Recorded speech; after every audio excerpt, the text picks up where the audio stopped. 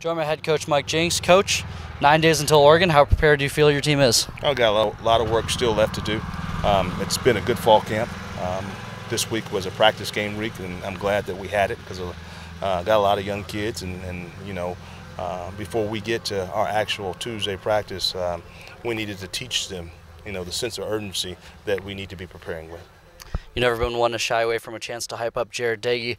How good has he looked the past few days? Well, he's been very efficient, you know, and let me say this: I've been pleased with you know, Jared's development.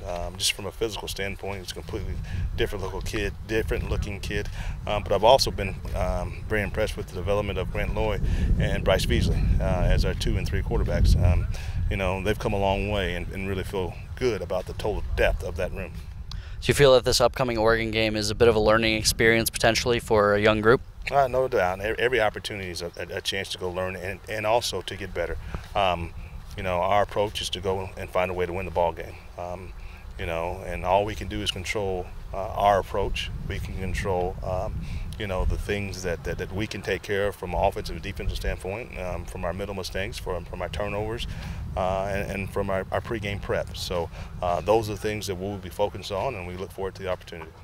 Do you look for Austin Labus to take on a bigger leadership role here in his final year of eligibility? He has done that. He has done that. The offensive line, once coming into BG 3 years ago, was kind of a spotty group. You know, we had some good individual players there, but I think we only had 6 kids on scholarship. You know, Austin is one of those guys that's been there through those times and had to really take the young guys, the Caleb Wrights, the Lawrence Taborns by the wing and play with them when those kids, in all honesty, weren't ready to play. So it's a deep unit right now, and Austin Labus is definitely its leader. David Konowalski out for the year with an Achilles tear. What's your message been to the rest of the defensive line as far as how to step up and fill that role? Well, not just the defensive line, it's just every position on a football team. We have to have a next man up mentality. My, you know, thoughts and prayers with David and his family. He's a big part of our football team. He will be missed. You know, glass half full. You know, the new redshirt rule looks like it'll allow David a chance to come back and get an extra year. So we'll look at it that way. It'll be a bonus in 2019.